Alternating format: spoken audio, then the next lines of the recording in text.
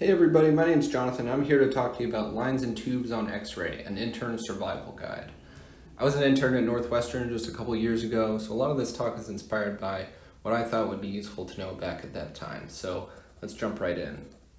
Goals and objectives for today: we'll identify anatomic landmarks on chest X-ray, assess positioning of lines and tubes and plan the next steps in management, and identify the most common complications associated with lines and tubes. All right, so the anatomy of the chest X-ray.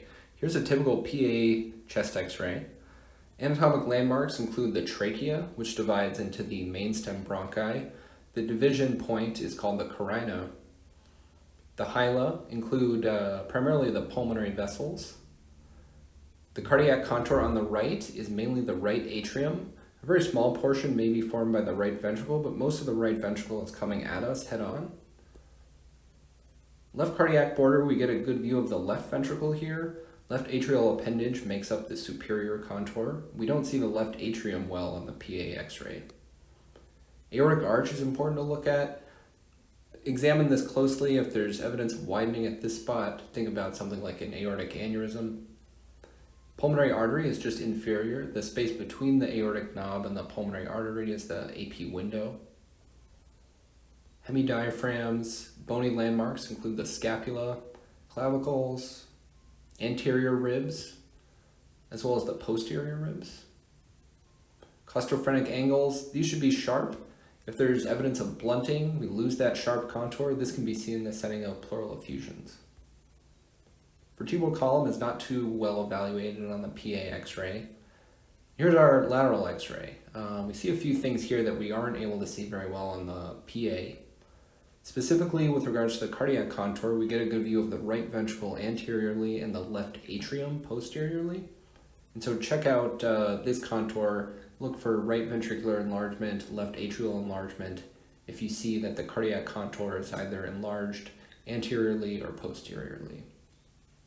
The IVC comes from below. The main pulmonary arteries are in the area of the hyla here. The aorta arches and then travels anterior to the spine. We have the trachea, the upper lobe bronchi, which come at us en face, and so they look like little radiolucent circles. And then bony landmarks include the sternum as well as the vertebral column. Spine is important to look at on the lateral, both because you might see bony pathologies such as a compression fracture, but also because there's something called the spine sign. So typically the vertebral bodies will become more lucent as you go inferiorly down the thoracic spine. If you see an opacity, think about something superimposed on the spine like a pneumonia. Our clear spaces on the lateral include the retrosternal clear space. This comprises the anterior mediastinum, so if we lose this clear space, think about an anterior mediastinal mass. The retrocardiac clear space, another important spot to look. Pathology can hide here on the frontal view. Specifically, if there's a pneumonia behind the heart, you might not be able to see it. Hemidiaphragms, it's a little bit difficult to tell which is which on the lateral. Typically, the right is higher due to the liver, but that's not always the case. More reliably, what we see is that the left hemidiaphragm silhouettes with the heart border, and so that's one way you can distinguish between the two.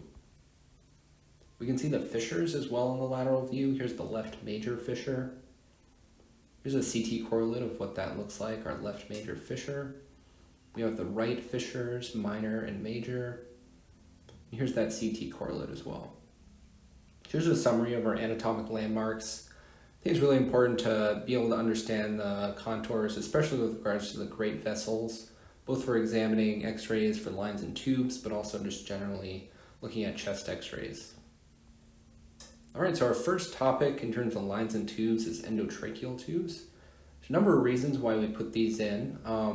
They can be characterized in terms of disorders of gas exchange, such as failure to oxygenate or ventilate, airway obstruction, failure to protect the airway, and deteriorating course. So somebody who's breathing may be all right at this moment, but all signs point to them decompensating. So this is one way to characterize the reasons to put in endotracheal tubes. Confirming placement of endotracheal tubes. So thankfully these have a radiopaque stripe, makes them easily seen on chest X-ray. The perfect position is for the tip of the tube to be 2 to 5 centimeters from the carina. The carina is roughly at the level of the underside of the aortic arch. Sometimes the carina is not directly visible just due to superimposed structures. So that's one landmark you can use to estimate the location. It's right at the bottom of that aortic knob. Here are those two contours. You can see the bottom of the aortic knob is roughly at the level of the carina. Here's what that looks like on a real chest x-ray. There's our measurement from the tip of the tube to the carina. This is a well-positioned tube. Another landmark you can use to roughly estimate tube placement is it should be just below the level of the clavicles. This landmark can vary with positioning, however, so it's not 100% reliable. Complications of endotracheal tubes. The way I think about it is that the tube can be in the wrong place, either too high, too low, or not in the trachea at all, so in the esophagus. Or we can cause problems by putting it in either by overinflating the balloon, perforating the trachea, chipping teeth, etc. So in terms of confirming placement, what is the gold standard? And the best way to confirm placement in the trachea is actually an end-tidal CO2 monitor. This is a little monitor that attaches to the endotracheal tubing, and it measures the concentration of expired carbon dioxide. Air coming out of the lungs has a high concentration of CO2 because it's taking all that carbon dioxide away from the lungs. So when that is measured by the monitor, it will turn from purple to yellow, as we see here. So that's the most reliable way to see if this is in the trachea. If it's in the esophagus, we won't see that color change. And so why not chest x-ray? The reason is because the esophagus is directly behind the trachea. And so what looks like a perfect intubation may actually be an esophageal intubation, just because these two structures are right in front of, they're right next to each other.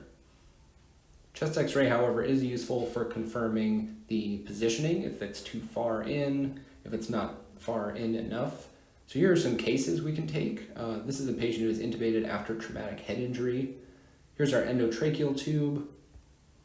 And this is well positioned, so it's 4.1 centimeters above the carina. Another case. This one looks good, 4.9 centimeters above the carina. Patient's a little bit angulated, but we can still make out the carina. Again, the tube terminates just below the level of the clavicles. I'll let you take a look at this one. This is a case of a right mainstem intubation. So this endotracheal tube has gone into the right mainstem bronchus. We're able to see that directly. The tube makes a contour to the right and goes below the carina, never a good sign.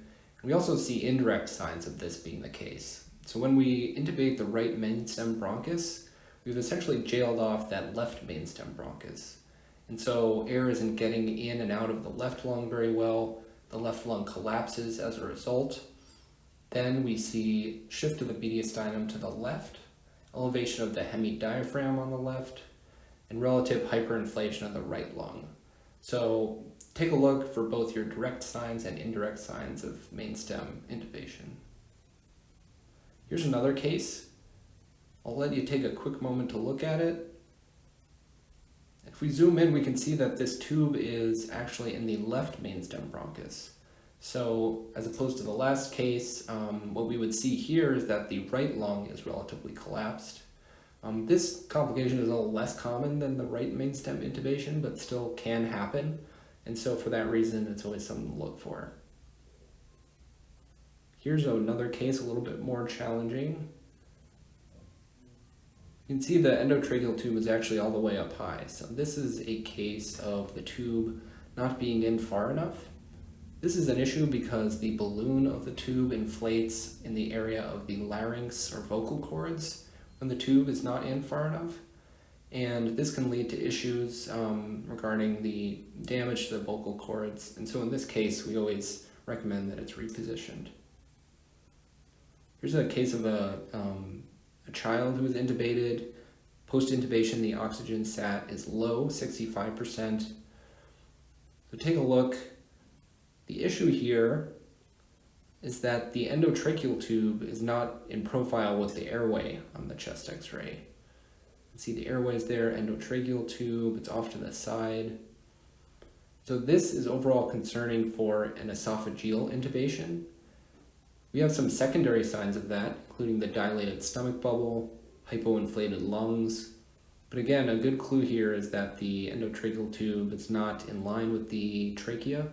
So definitely use your examination of the anatomy, your anatomic landmarks, because it can definitely help in a case such as this. Here's a comparison case. Take a moment to look, and what we see is that the lungs are relatively hypoinflated.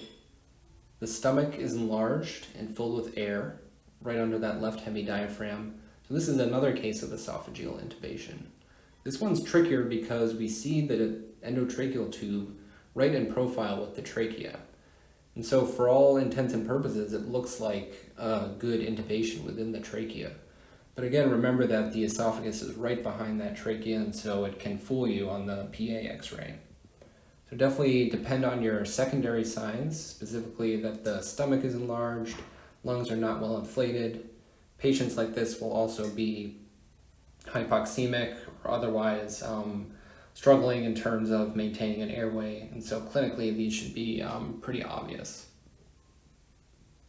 All right, so moving on to central venous lines. I'll take you through the what, where, and why of central lines.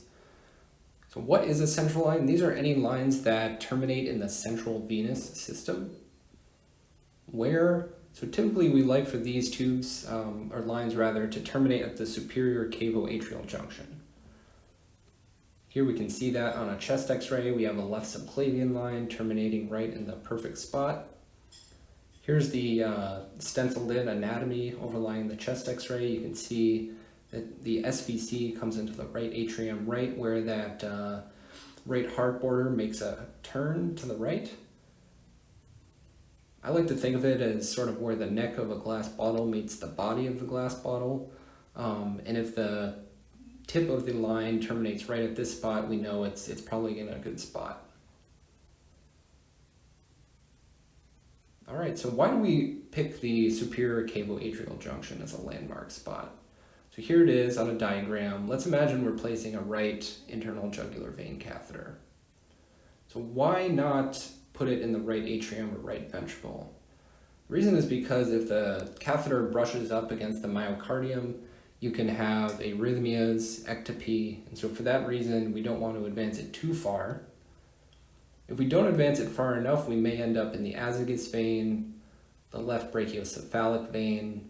And this is an issue because we'll be sending medications and fluids essentially against the flow of the vein. So for that reason, overall, the cavoatrial junction is a nice happy medium. So why do we put in central lines? I like to think of it as why is the peripheral IV not cutting it?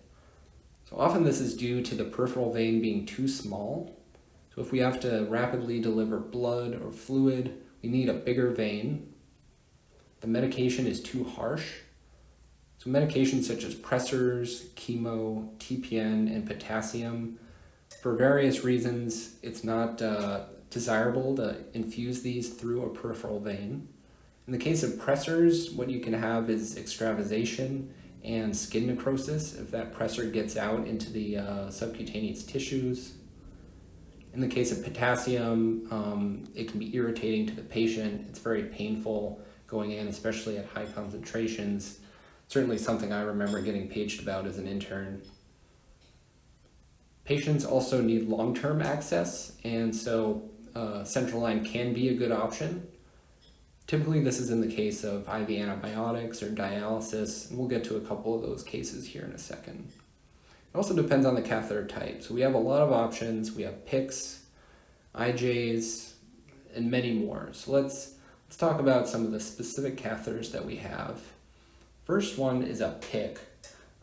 This is essentially a line that's placed peripherally but terminates centrally. So it has some of the benefits of both a peripheral IV and a central line. So this is typically used for extended antibiotic regimens, TPN, less commonly chemotherapy. That's more common to use a port.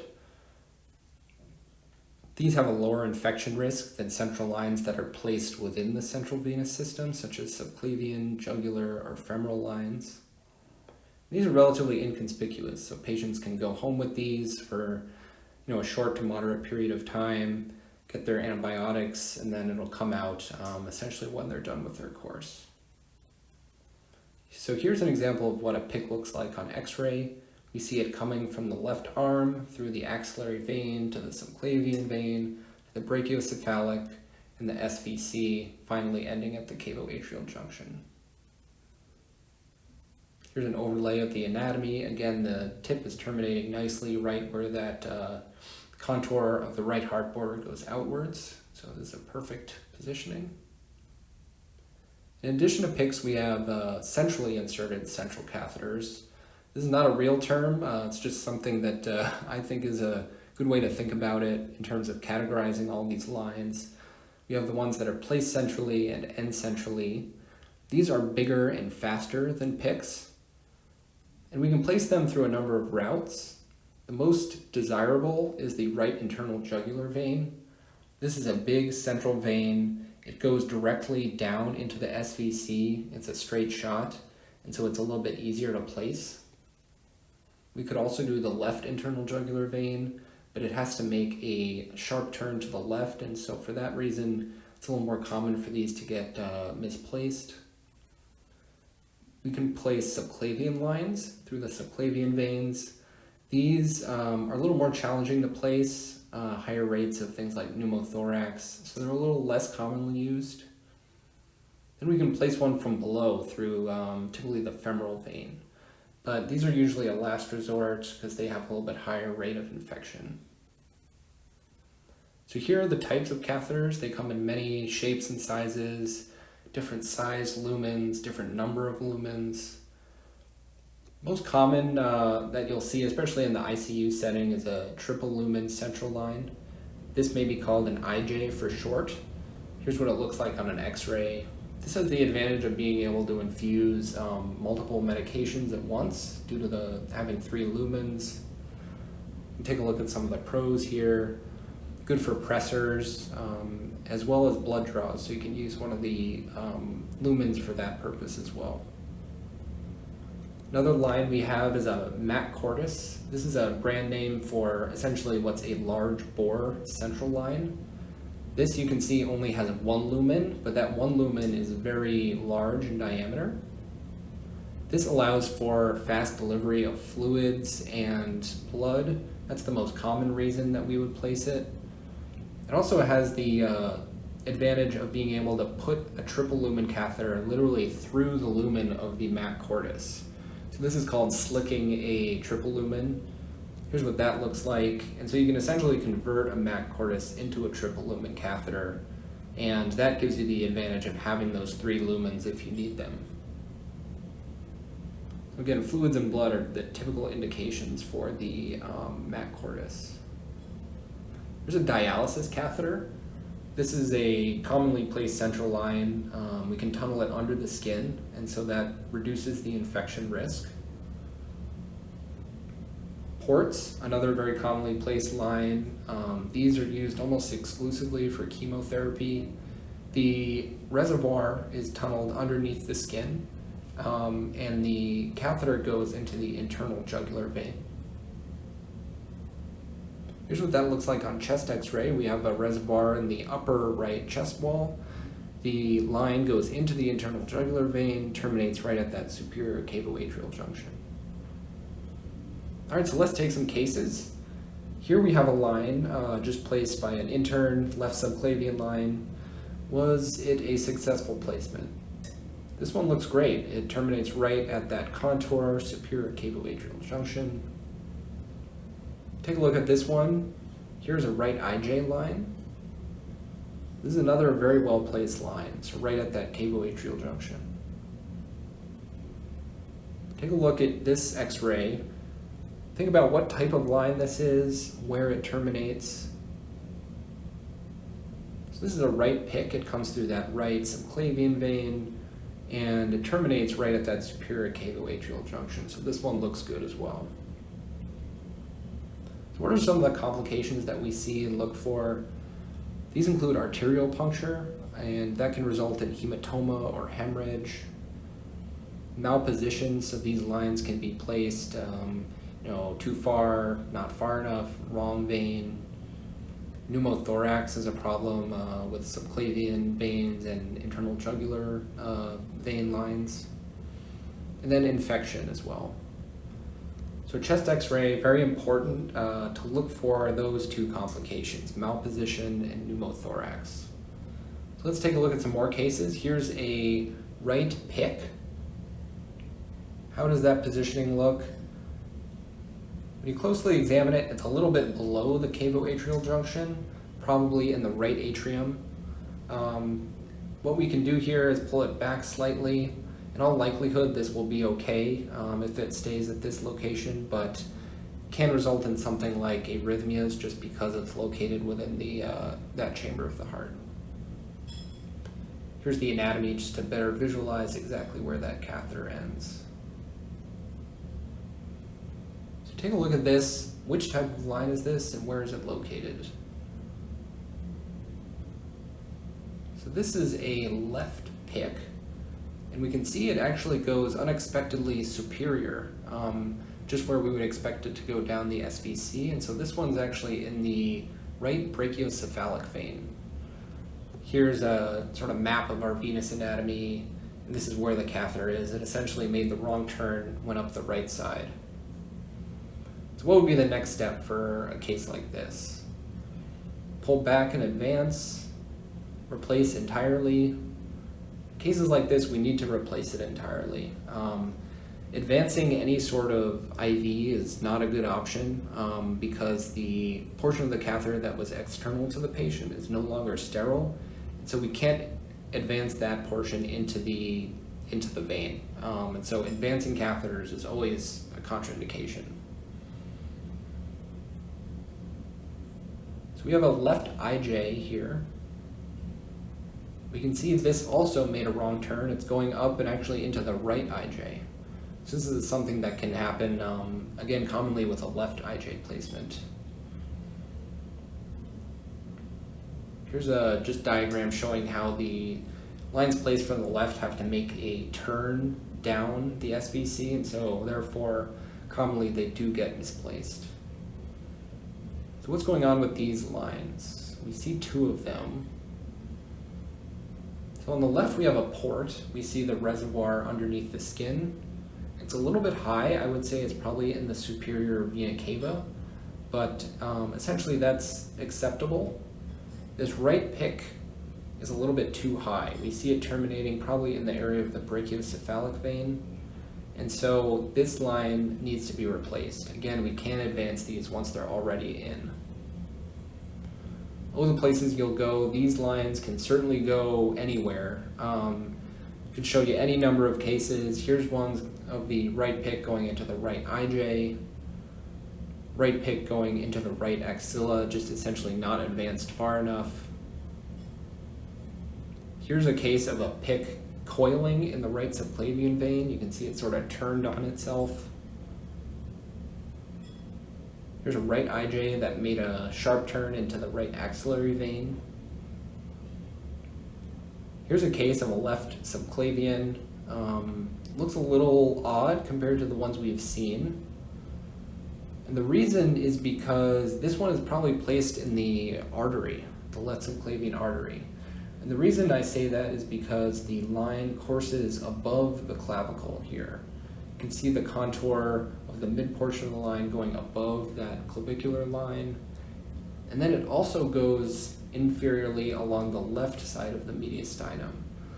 That is obviously not expected. The SVC is a right-sided structure, so anytime we see that, it's sort of a red flag. And in this case, it's most likely within the aortic arch. So this is sort of a subtle case. It can be difficult to see, but it's an important diagnosis to make. Differential for this finding also includes a left-sided SVC, so a line that goes along the left mediastinum could be within a left SVC, which is a normal anatomic variant.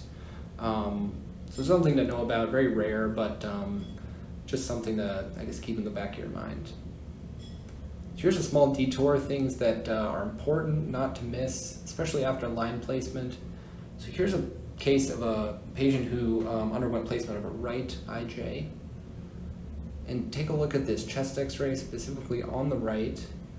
What you see is that there's a small pneumothorax.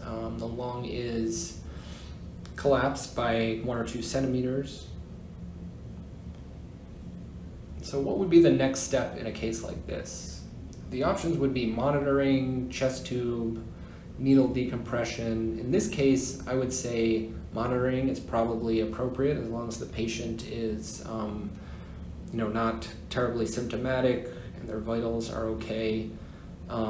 Chest tube would not be a wrong answer, but often small pneumothoraces can resolve on their own. Here's another case, right IJ placement and post-placement chest x-ray. Again, we see a right-sided pneumothorax. This one I would say is moderate. The lung is about halfway collapsed. In a case like this, in terms of our next steps, this one is probably not going to resolve on its own with monitoring. This patient's probably going to require a chest tube. Needle decompression is typically reserved for patients who are hemodynamically unstable with a pneumothorax. It's sort of an emergent intervention. And this is essentially the situation that you would put that in. So here's a large left pneumothorax. We see shift of the mediastinum to the right. That left hemidiaphragm is pushed way down. So this is a case of the feared tension pneumothorax. And these patients will often be hemodynamically unstable, have low blood pressure due to decreased venous return. All that mediastinal shift causes impedance of flow from the SVC. And so these are the patients who require that needle decompression. The way that we do it is a needle through the anterior upper chest wall, specifically the midclavicular line at the second intercostal space. Here are those 2 anterior ribs. We're going right between them. Here's a imaginary midclavicular line.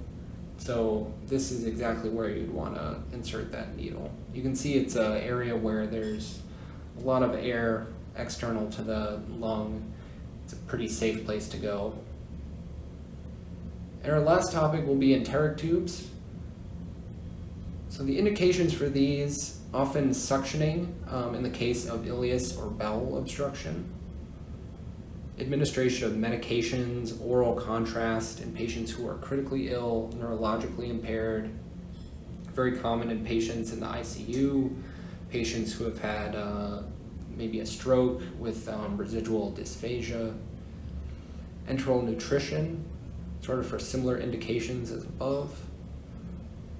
And of course, imaging is very important, confirming placement of these. This is a dramatic case of one that's obviously not in the stomach. So let's take a look at what types of tubes we have here. So we have an NG, also known as a nasogastric tube. Could be called an OG or orogastric tube if it's placed through the mouth. Here's what that looks like. Has this blue tubing attached to it. We also have a Dobhoff tube. So this is a feeding tube, and I'll highlight some of the key differences here between the two. So the nasogastric tube is relatively stiff compared to a flexible Dobhoff tube. The NG tube has a wide diameter compared to the narrow diameter of the Dobhoff tube. And the nasogastric tube typically is used for suctioning, can also be used to give medications, contrast, feeds.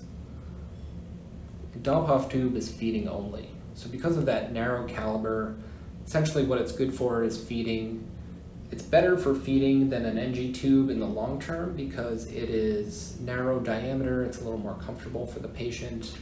And so patients who maybe can't get a percutaneous gastrostomy tube or they don't need it for an extended period of time, Dobhoff tube can be a good option. Here's a picture of what the Dobhoff tube looks like on X-ray. Very important, the characteristic feature is that radiopaque tip. So that's something you will not see with the NG tube. So always confirm placement with X-ray. Here are 2 well-placed tubes. On the left, our NG tube, we see it has that radiopaque stripe.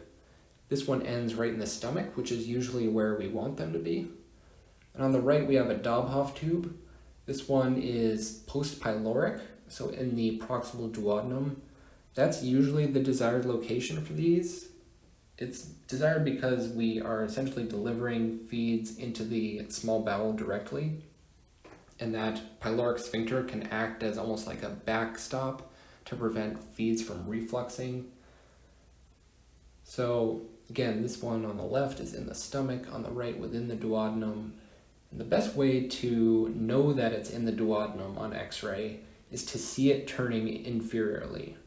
So you see the very distal portion of this Dobhoff tube turns inferiorly. That means that it's in the proximal duodenum. A less reliable way to tell is if it goes right of midline. Unfortunately, the stomach can be right of midline as well, that distal gastric antrum, and so it's not 100% reliable if a tube is right of midline just to say that it's in the duodenum. So here's a little more information about the enteric tube positioning. I like this image. It's an upper GI contrast study that really outlines the anatomy on chest x-ray or abdominal x-ray, our stomach, and then the portions of the duodenum. The bulb is the first portion.